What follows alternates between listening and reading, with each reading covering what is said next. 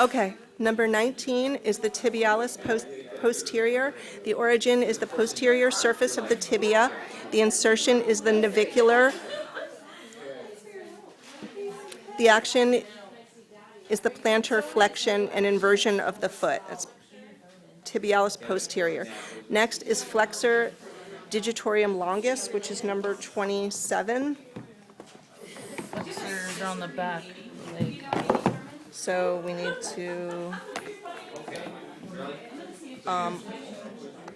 which is right here. It's on the back of the leg. This one right here is the flexor digitorum longus, and you can see it goes right down there. The origin is the posterior surface of the tibia. The insertion is the distal phalanges of digits 2 through 5, and the action is the plantar flexion of foot. Flexor hallis longus is number 29. It's right there. The origin is the posterior surface of the fibula. The insertion is the distal phalanges of the great toe, and the action is the plantar flexion of foot. Next is the soleus, which is number 24C, which is up a little higher. It's on the inside of the back of the leg. This is the soleus. The origin is the head of the fibula. The insertion is with gastrocnemius intercalcaneus. The action is the plantar flexion of the foot. Next is the gastrocnemius, which is 24A, which is right here. This is the gastrocnemius. It's the back of the thigh. The back of the leg, the calf, back of the calf. The origin is the medial and lateral condyle of femur. The insertion with soleus into calcaneus via the calcaneal tendon. The action is the plantar flexion of foot. The popliteus is number 26, which is right over here. That's the popliteus. The origin is the lateral surface of lateral condyle. The insertion is the posterior surface of tibia just below the condyles, and the action is the flexion of leg. Next is the plantaris, which is number 25.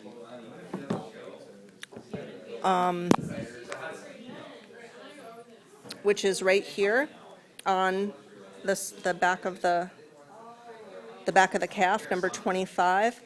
The origin is the lateral supracondylar line of femur. The insertion is the posterior calcaneus via the calcaneal tendon, and the action is that it assists in plantar flexion of foot. So that one on this model is right here. Okay, so next is the adductor hallis,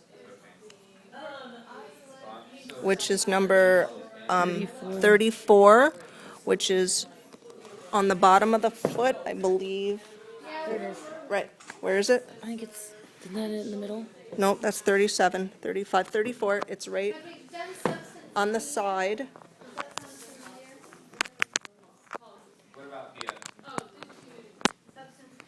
This is the adductor hallis right here. The origin is the tuberosity of calcaneus. The insertion is the medial aspect of proximal phalanx of great toe, and it abducts and flexes the great toe.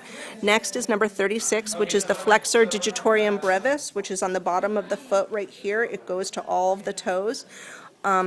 The origin is the tuberosity of the calcaneus. The insertion is by 4 tendons into middle phalanx of lateral 4 toes, and the action is that it flexes lateral 4 toes.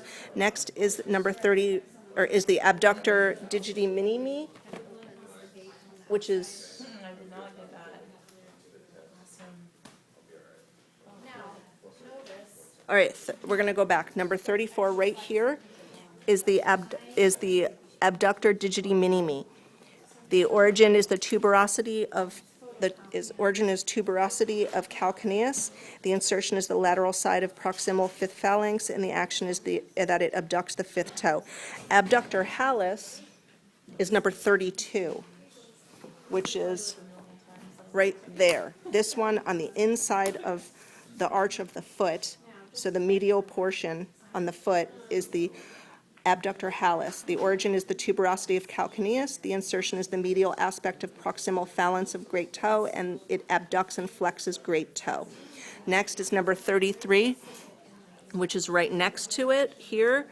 This is the flexor hallis brevis. The origin is the cuboid and lateral cuneiform bones. The insertion is the base of proximal phalanx of first toe, and the action is the flexion of great toe. Next is 35, which is flexor digital minimi brevis, which is right here on the pinky toe. It is the base of the fifth metatarsal. The insertion is the base of the proximal fifth phalanx, and the action is the flexion of fifth toe.